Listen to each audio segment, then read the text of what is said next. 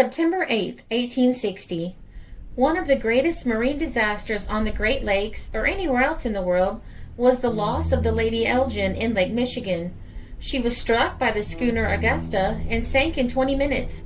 She had on board 300 excursionists, 50 ordinary passengers, and a crew of 35 officers and men for a total of 385. Of these, only 98 were saved. The steamer Lady Elgin had left Milwaukee early Friday morning, September 7th, with 300 excursionists, largely members of the independent Union Guards. Among them were the Black Zagers, the Green Zagers and Rifles, and several fire companies of Milwaukee and their friends. She left Chicago in the evening between 10 and 11 o'clock on her regular trip to Lake Superior, taking on board about 50 passengers of Mackinac and other northern points, in addition to the Milwaukee excursionists. The evening set in with a wind moderately high. A heavy thunderstorm came up about midnight, and the wind blew a perfect gale. At the time of the collision, the Lady Elgin was steaming northward against the wind. The steamer had all her lights set. The Augusta had none. It was about 2:30 in the morning when the collision occurred. The schooner struck the steamer at the midships gangway on the larboard side. The two separated instantly, the Augusta drifting by in the darkness. At the moment of the collision, there was dancing in the forward cabin, but most of the passengers had retired for the night. Captain Wilson ordered a lifeboat to be lowered on the starboard side and rowed around to discover the extent of the injury. The boat dropped astern and did not again regain the steamer. The latter was headed west to reach shore if possible, but the vessel began to fill rapidly and listed. She began to settle and reel, and many passengers threw themselves overboard. Just when the vessel took the final plunge, a sea struck her upper works and they parted from the hull and floated off in several pieces. The night was intensely dark, lighted up at intervals by flashes of vivid lightning. 2 boats had been lowered, and in these, 18 persons reached shore. 14 were saved on a large raft, and others on different parts of the wreckage.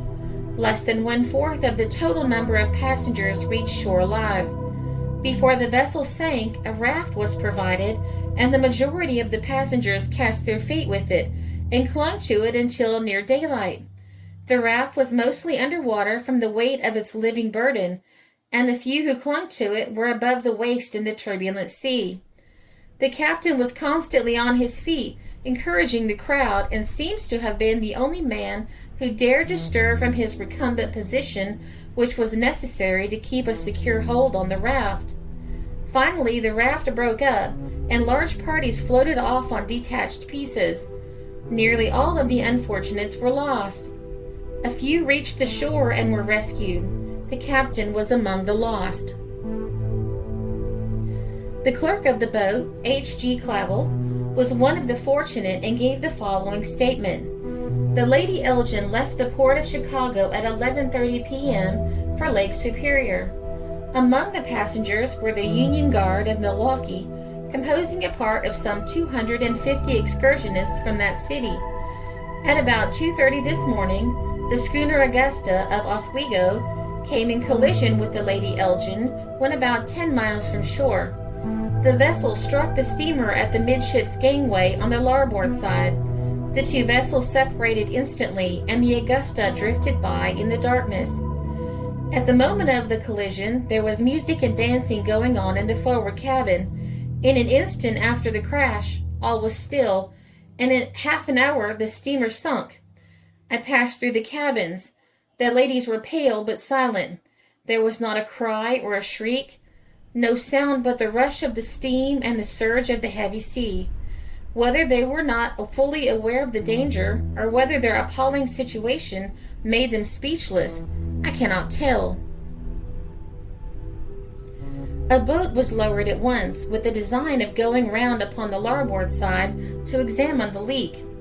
There were 2 oars belonging to the boat, but just at that moment some person possessed himself of one of them, and we were powerless to manage the boat. We succeeded once in reaching the wheel, but were quickly drifted away and thrown upon the beach at Winnetka. Only 2 boats were left on the steamer. One of them contained 13 persons, all of whom were saved. The other bore 8 persons, but only 4 of them reached the shore alive, the 4 others being drowned at the beach. Before I left the steamer, the engine had ceased to work, the fires having been extinguished. The force and direction of the wind was such that the boats and fragments of the wreck were driven up the lake and would reach the shore in the vicinity of Winnetka. As I stood upon the beach hopelessly looking back upon the route we had drifted, and I could see in the gray of the morning objects floating upon the water, and sometimes I thought human beings struggling with the waves. Captain Mallet of the schooner Augusta states that when he first discovered the steamer's lights, both red and bright, he supposed her to be from a quarter to a half-mile distant and steering northeast. It was raining very hard at the time. We kept our vessel on her course, east by south, until we saw a collision was probable, when we put the helm up hard, struck the steamer 2 or 3 minutes afterwards just about the paddle box on the port side. The steamer kept on her course, her engine in full motion, headed the Augusta around north alongside the steamer, but they got separated in about a minute when the Augusta fell in the trough of the sea. All the headgear, jib boom, and staunches were carried away.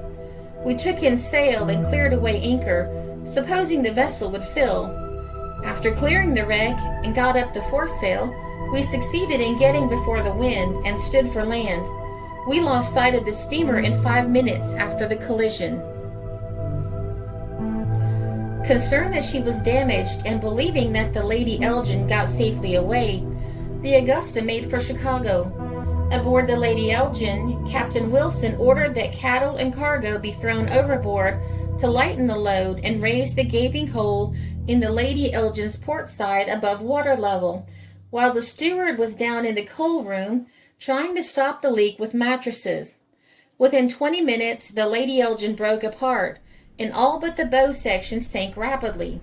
The life preservers, 2-inch hardwood planks 5 foot long and 18 inches wide, were never used. When the intelligence of the loss of the steamer with the excursion party reached Milwaukee yesterday, it spread like wildfire throughout the city. The telegraph office was thronged all day with relatives and friends of those on board. Many who presented dispatches were in tears, and the most intense anxiety and excitement was manifested in the countenances of all.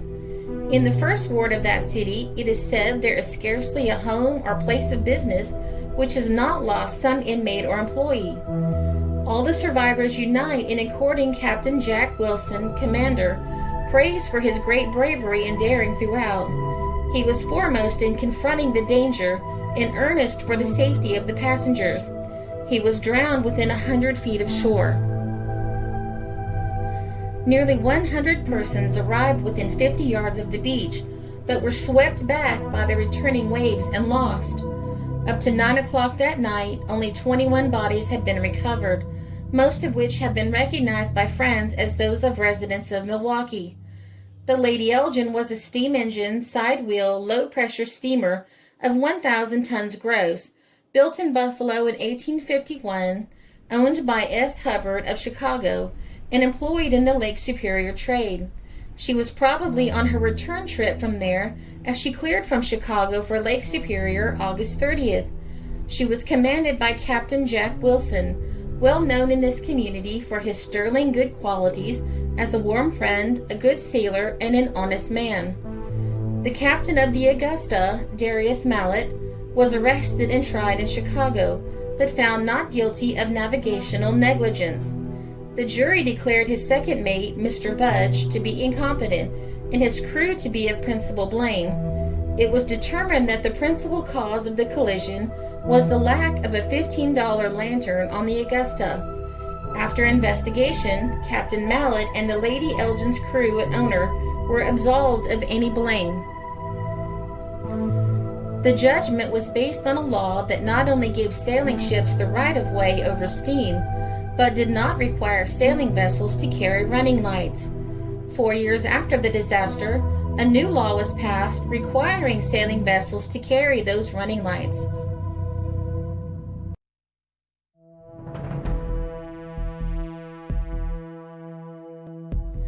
This story was carried in the Evening Times, September 19, 1906, the New York Times, September 10, 1860, and the Democratic Press, September 13, 1860.